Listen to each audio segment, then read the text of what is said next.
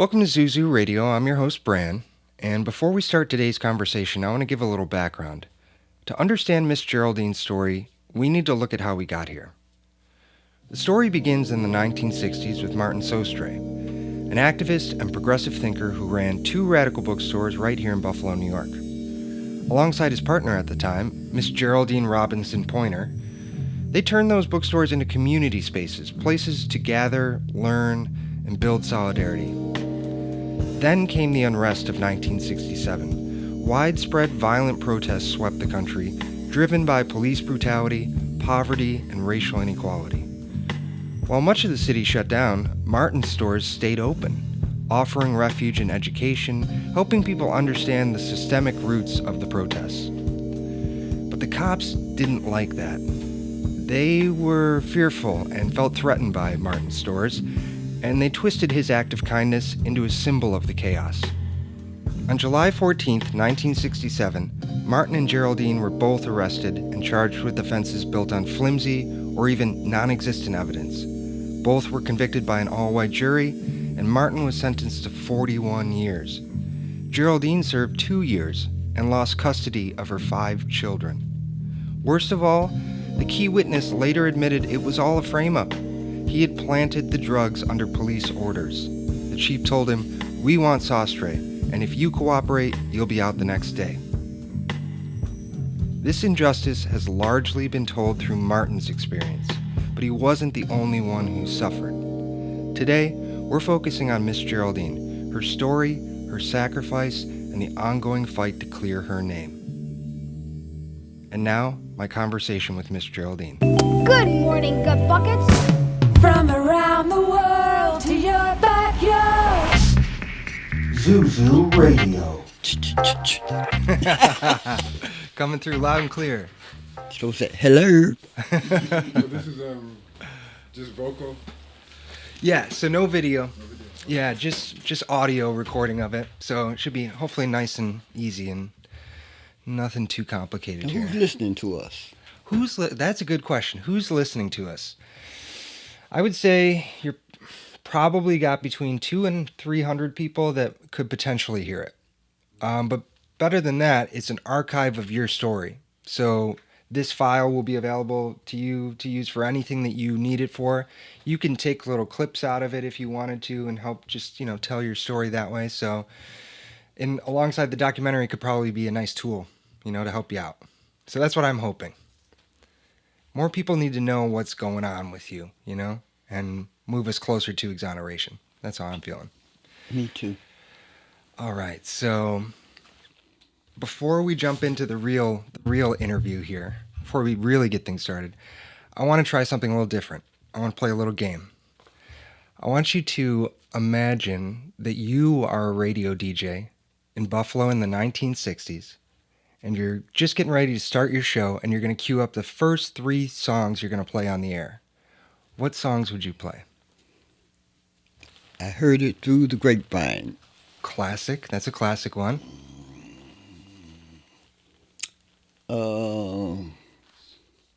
Funky Broadway. And Knock on Wood. Right. Knock on Wood.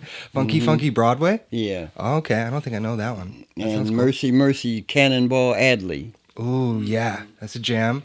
And Respect by Aretha? Yes. Okay, yeah. That era of music is just so very, very good. Did you ever want to be a DJ? Would you be on the radio and play music? I don't know, maybe. Well, music's big for you, though, right? Yeah. And has it always been that way? It started at the bookstore.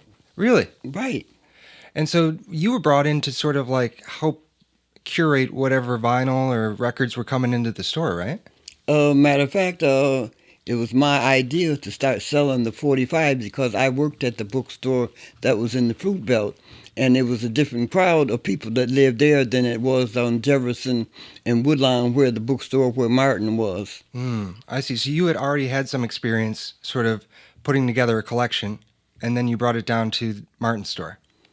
The 45 records that we sold at the bookstore on Orange Street, me and my kids would listen to the radio, and whatever black station played the most music and whatever hits record that week, that's what I bought and that's what sold. And I sold so much at the bookstore on Orange Street. It was helpful for me to help pay the rent for the store on Jefferson. Yeah, it was a moneymaker for the store. Oh, yes. So you were helping to keep it going. Yes. That's awesome. And then when you were growing up, was there music in the house? Was there stuff that the family was listening to? Mostly blues back then. Okay, very cool. And who was the music person in your house? My mother and my older siblings. Okay, yeah. Older siblings are really good for giving suggestions in music, I think. Yes. Get you on the right path, right? Yes. That's really cool. And then how old were you when you first discovered the Afro-Asian bookstore? I think I was in my late 20s. Okay. Matter of fact, I was, because I hadn't had my youngest child, and I had him before I was 30. Okay. I was in my late 20s. And was that the first time you met Martin, or did you know him outside of the Oh, store? that was the first time I had met him. Okay. And do you remember the first time you saw him? Oh, yes. I don't remember what day of the week it was, but I know me and a girlfriend of mine was at the bar next door. Matter of fact, she worked there, and it was right next door to the bookstore. And I heard the music coming from the bookstore, and I went over there, and Martin was there, and we got to talking, and everything else was history. And when you first saw him, did you know right away, this is a handsome man? Yeah. And sparks started to fly? Yes. That's really cool. And I love that music, because it's such an important thing for me, is sort of the start of what brought you into the store. That's a really interesting way to make that connection. And so you were putting together the music for the store, but then, we get into the riots of the late 60s, and I'm curious, everything changed in that moment, but in the lead up, was the community sensing that something big was coming? Could you anticipate what was gonna happen? Or did it just seem to happen by surprise? Where we lived at in the fruit belt, it wasn't a lot of tension like that there. I didn't notice any. But like probably on Jefferson Woodline, it might have been a different atmosphere. Oh, I see. Okay, depending on which block of the neighborhood, you could kind of get a different sense. Exactly. Yeah, and I don't think you know this, but we both kind of share a bond of trauma, unfortunately, because I was at work. I was working at a liquor store. I was a manager there, and it was Valentine's Day. It was very crowded in the store, and everything was like really busy. And someone was trying to steal something, and in the process of that happening, I actually got stabbed, and it was this whole big thing. It definitely changed my world and my outlook, but I was just there trying to earn a paycheck, and suddenly I was faced with this life-changing event. And in some ways, we share that. You went into work one day, you were there to help sell the albums and keep the store going, and then suddenly something happened. So I'm really sensitive to retelling that story, and I want to ask, are you comfortable walking through what happened on that day? I am, because when I tell that story, I want to let the people know what happened to me when I'm out trying to earn a living for me and my family, that I didn't have anything to do with, and I didn't even have control. Yeah. So you go in for your shift, and were you at work for a while before You anything know what? happened? I did my shift, and I went down to the store on Jefferson Woodline. I was going to wait for Martin to get off, and we was going to walk home from there. Mm-hmm.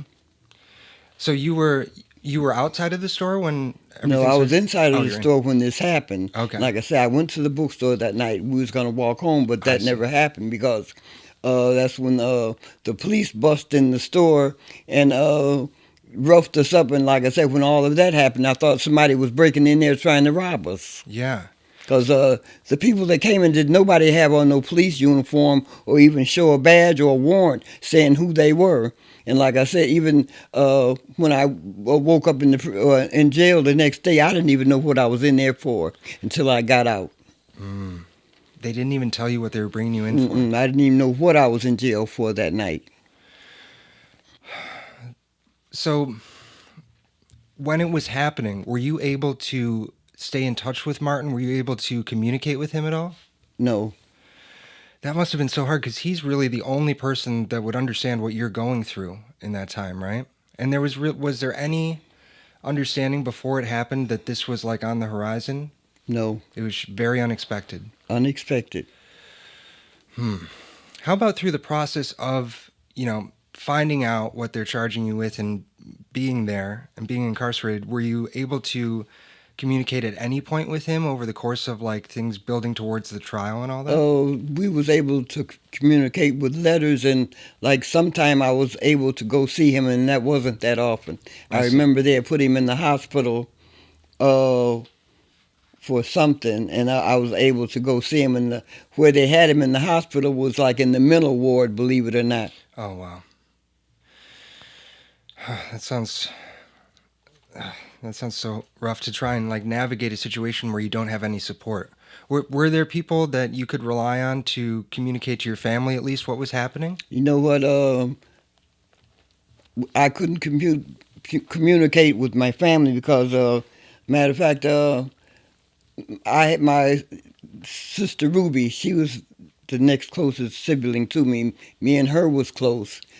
We didn't even talk about it. I didn't talk about it to nobody.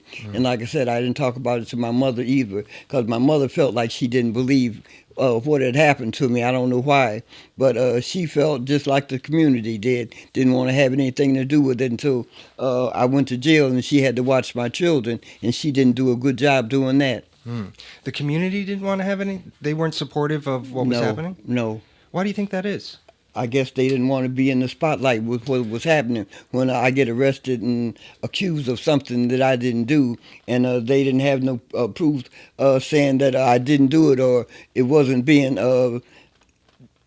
mentioned about me being an innocent person going to jail for something that we believed in. Yeah. And they were afraid they might be next if they spoke up, maybe? Exactly. Yeah. That makes sense. How about in the process of trying to defend yourself? Were you able to get a lawyer to represent you, or? I remember having a public defender, and then I remember Martin's defense committee. They came forward and they paid for my attorney. Matter of fact, they were the ones that got me out on bail while I was out on bail all of that time before I went to jail. Martin's defense team was able to get you out? Yes, I remember it was Jeanette, Merrill, Jill Ross. I remember Dan McCubbin and Dan. Yes, it was Dan McCubbin. I think that was his name, but I know it was Dan. And I remember a guy named Bob that helped. A lot of people helped. That's good. But all of them was white. It was nobody from the black community that came to my aid. And like I said, these were the people that got me out on bail.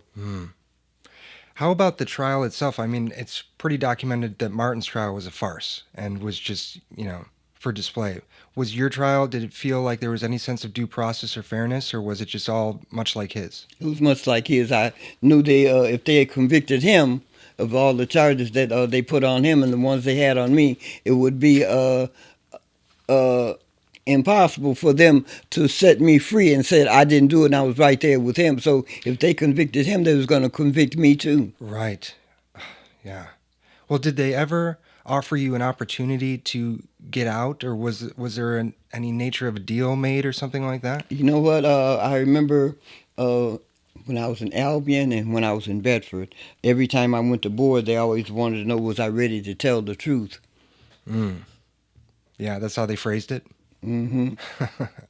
And what did you say? The first time they wanted to know, was I ready to tell the truth? And I guess if I would have said yeah, I would have went home with my children, because I remember when my mother brought my children up there, and I told her I didn't want her to bring my children up there because I knew them coming up there to see me, and when they leave, that would have been a hard pill to swallow. Yes. She brought them up there anyway, figuring if I see my children, I'll tell them what they want to hear so they can let me go. Oh, I see. They're playing mind games with you. Well, you said that the worst part of the experience in a lot of ways was being separated from your children. And when they were put in foster homes, yes. Yeah. And how did you stay grounded during that time? How did you stay true to your principles and ideals? You know what? It was hard. And I remember this one lady, she was an older lady. Everybody there at the prison called her Mom. Her name was Beatrice Simmons. And like I said, I was so down and depressed and wouldn't eat. She told me if I didn't stop moaning and feeling sorry for myself and get up on my feet and start eating, they was going to send my ass to Mattawan, What's Matawan? the nut house. Oh, I see. Okay, okay. So she gave you some good advice Yeah, to avoid that. yeah. Oh, man. Well, how did it come to be that you eventually got released? How did that happen? How did you finally get out? You know what? I remember going to board 3 times, and every time some girls go to board, they will get their hair done. The dresses that they gave you, a lot of the girls had got so good at it, they can iron pleats in them, and they have brand new socks and brand new shoes. And I helped them do that because I worked in the beauty parlor, and I would hook up their hair for them. So when it came time for me to go to board, the last time, which was the 3rd time, I didn't do none of that. The week or however long it was before I went to board, I didn't brush my teeth. I didn't comb my hair. I didn't wash my ass. I didn't do nothing. I wanted to smell as bad as I could to sit there in front of the board. Yeah. And like I said, the day of the board, I put on this raggedy, nasty dress that I had, and they couldn't make me take it off because I had to go there in front of that board. So I went to board with what I had on, smelling like I was smelling. You goes in the room, you walk in the room, you see this long table and all these white men sitting there, and it might be this one white woman, I can't remember her name, but she was, I think, a black parole officer. So I goes in, walks up to the table, and you got to stand there until they tell you to sit down. When I remember walking up to the table, I pulled the chair up and sat down before they said anything and looked at all of them. And I don't even remember what they asked me, but I know before that week out, I was at home. Wow. So by offering this symbol of defiance, in some ways you pushed them to.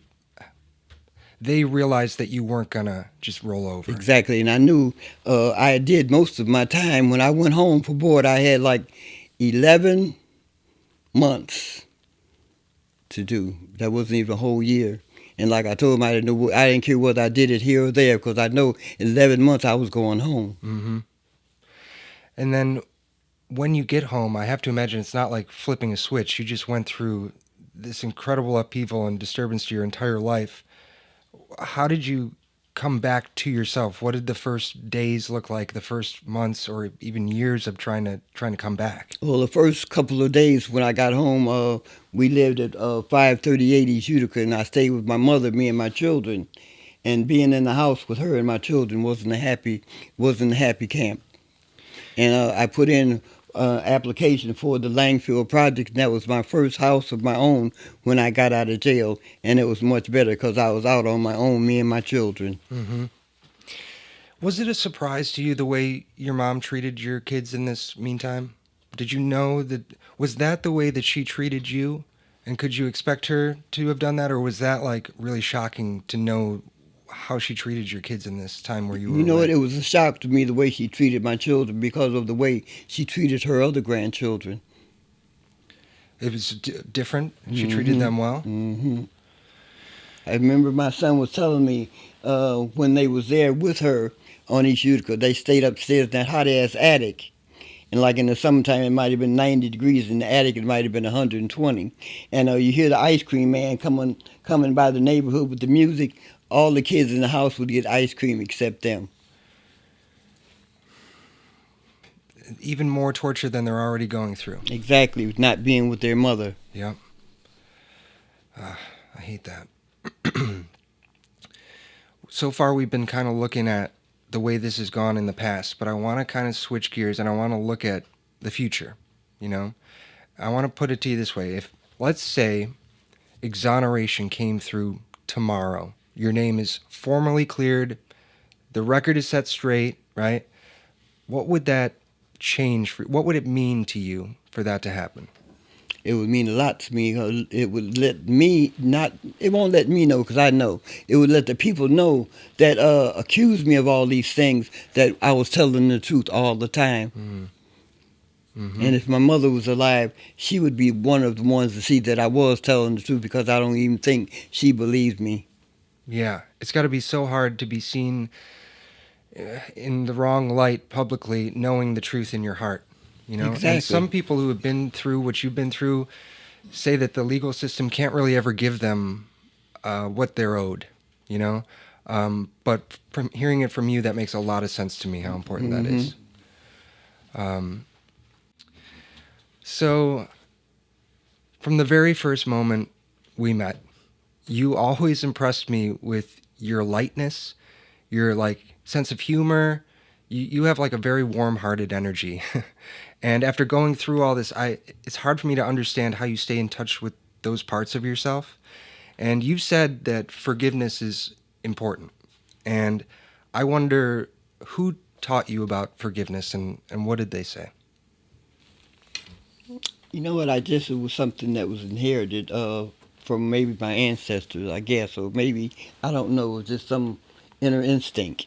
Yeah, you're just born with that. Yes. Because like I said, hating and faulting somebody, it's not doing nothing but putting pressure on yourself. And you know what? I'm not a worrier. I don't let nothing worry me. Like I said, excuse my French, if I can't fix it, fuck it. Mm-hmm. Yeah, that's right. That's the realest way and the best way to look at it. A lot of people really struggle with that, though.